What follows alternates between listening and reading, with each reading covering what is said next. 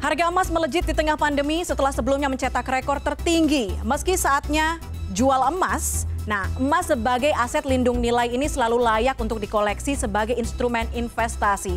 Bagaimana menjadikan investasi emas ini tepat guna untuk Anda? Bergabung bersama kami ada Safir Senduk, perencana keuangan. Mas Safir, selamat malam. Selamat malam Puspa, selamat malam semuanya. Senang bisa ketemu lagi di sini. Kita juga senang banget. Kita sekarang ngobrolin soal emas ya. Kalau kemarin soal utang, soal kredit, sekarang investasi emas nih ya. Nah, Mas Safir, harga emas kan lagi mantul nih ya kalau kata netizen. Naik belakangan sampai akhirnya menyentuh angka 1 juta rupiah per gramnya. Yang kemudian jadi pertanyaan semua orang, apakah ini waktunya jual atau justru lebih baik beli emas? Oke, jadi begini, di industri atau di ilmu perencanaan keuangan itu kami tidak pernah diajarkan untuk berinvestasi karena kita meramal harga itu akan naik. Sebagai contoh misalnya gini, oke, saya meramal harga produk ini akan naik 200.000 nanti bulan depan. Karena itu kita beli sekarang ya, karena ramalan saya nanti pasti harganya akan naik. Itu namanya metode timing ya. Nah, di ilmu perencanaan keuangan kami tidak pernah menyarankan untuk kita berinvestasi dengan metode timing atau meramal berdasarkan ramalan. Kenapa? Karena tidak ada satupun orang yang bisa meramalkan dengan tepat berapa harga satu produk investasi 2 bulan mendatang, 3 bulan mendatang, itu nggak ada. Itu pertama. Yang kedua, meramal emas itu sulit sekali. Kenapa? Karena begini, kalau kita orang awam misalnya, mungkin lebih enak kalau misalnya saham barang konsumsi, asumsinya ekonomi naik atau turun, orang tetap mandi. Kalau mandi mereka pasti pakai sabun dan shampoo, berarti saham barang konsumsi misalnya oke, misalnya. Tetapi pada emas, untuk orang awam gimana meramal harga emas? Sulit sekali gitu ya. Jadi yang bisa dilakukan oleh orang awam adalah, orang-orang kebanyakan adalah mereka bisa melihat di masa lalu bahwa emas itu seringkali jarang turun drastis, mungkin tapi jarang sekali turun drastis, turun pelan-pelan mungkin. Tapi kalau turun drastis jarang, tetapi seringkali mereka naik drastis setiap kali ada ketidakpastian. Contoh misalnya ada pandemi lah, ada kerusuhan lah, terjadi masalah dengan mata uang negaranya lah, sehingga orang berbondong-bondong membeli hard asset. Nah, emas itu kan lebih murah daripada properti.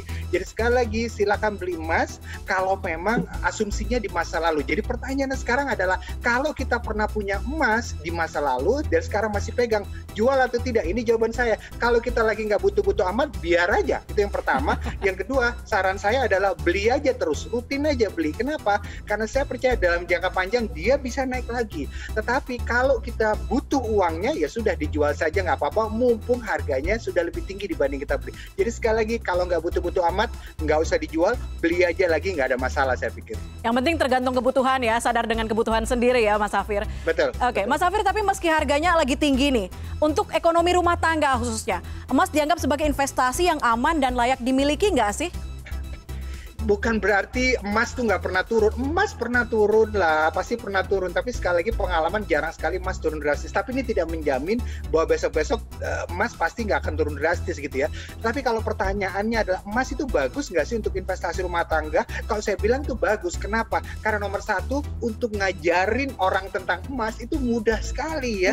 Kenapa? Karena orang sudah kenal dengan namanya perhiasan ya. Tinggal namanya batangan, tinggal diajarkan. Mengajarkan tentang emas lebih mudah daripada ngajarin tentang saham loh. Orang seringkali diajarin tentang saham, mereka takut. Tapi kalau emas orang nggak ada masalah. Kenapa? Karena mungkin emas ada bahannya, ada intrinsiknya. Beda dengan lembaran ada saham wujudnya, atau lembaran uang di mana dia ada nilai nominalnya, tapi kalau dirobek jadi nggak berarti gitu ya. Jadi nomor satu, dia mudah dipahami, itu pertama. Kemudian yang kedua adalah berdasarkan pengalaman di masa lalu, emas itu biasanya naik setiap kali ada ketidakpastian. Masalahnya adalah di Indonesia mungkin nggak sih ada ketidakpastian lagi? Pengalaman menunjukkan bahwa setiap tahun di dunia ini pasti ada saja ketidakpastian. Inilah bencana inilah dan sebagainya. Bukan berarti kita mendoakan, tidak, tapi pasti ada ketidakpastian. Rata-rata setahun mungkin 2 kali 3 kali setahun. Jadi besar kemungkinan setahun itu bisa terjadi emas itu naik 2 atau 3 kali. Oke. Nah, kalau ngajarin soal emas nih sepertinya mudah gitu untuk orang awam. Secara resiko juga lebih rendah dan mudah didapatkannya. Tapi investasi logam mulia nih seperti emas kan sekarang bentuknya banyak Mas Safir. Ada emas batangan, ada juga tabungan emas. Kita nabung setiap bulan untuk nantinya mungkin dapat emas. Ada juga perhiasan. Mana yang paling aman? Yang jelas adalah saya ingin mengeluarkan perhiasan dari investasi emas yang memang cocok untuk dimiliki. Kenapa? Karena perhiasan itu punya beberapa kelemahan untuk investasi. Jadi yang pertama bahwa yang namanya perhiasan itu ada ongkosnya. Dimana kalau kita beli perhiasan emas pasti ada ongkos yang mesti kita bayar. Tapi pas kita jual lagi ongkosnya nggak dibayarin, itu yang pertama. Kemudian yang kedua adalah perhiasan emas itu ada campurannya. Sementara emas batangan itu dia murni. Itu yang kedua.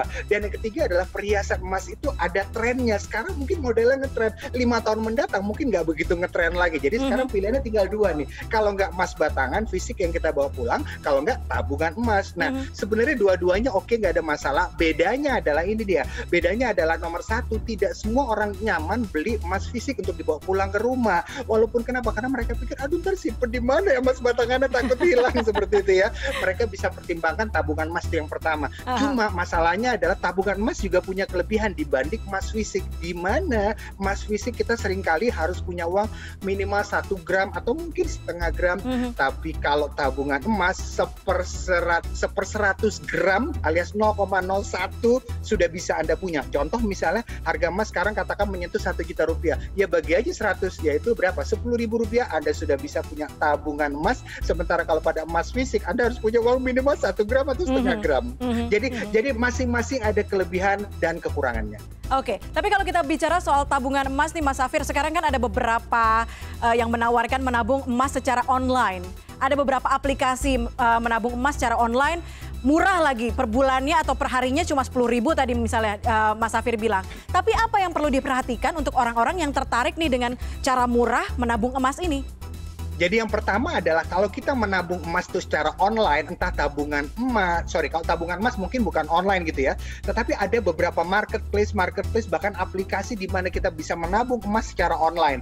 Jadi pertama harus kita perhatikan adalah platformnya itu sudah dikenal atau tidak misalnya. Saya nggak harus sebut nama misalnya, tapi ada platform-platform yang memang sudah dapat restu dari OJK ya. Nah kalau platform itu belum dapat restu dari OJK, jangan sampai nanti uang Anda dibawa lari, terus ada bingung mau komplain kemana. Itu yang pertama. Masalah lagi. Kemudian yang kedua, selain platformnya sendiri juga fisik juga emasnya itu sendiri. Misalnya apa? Tabungan emas atau emas ya online. Emas online atau tabungan emas juga bisa, itu harus di backup oleh emas beneran, oleh benar-benar emasnya harus ada. Dan OJK harus selalu cek bahwa oke, kalau misalnya nilai emas virtual yang ada di luar adalah sekian miliar rupiah, si OJK harus ngecek emas benerannya ada atau tidak, seperti itu ya. Karena itu pastikan tanyakan kepada platform yang bersangkutan, ini emas benerannya ada atau tidak.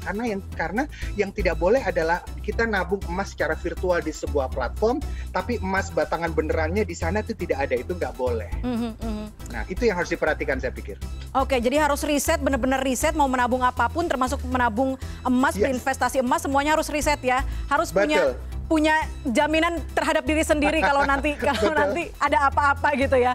Mas Safir Senduk, terima kasih banyak sudah bergabung bersama kami loh di CNN Indonesia Connected.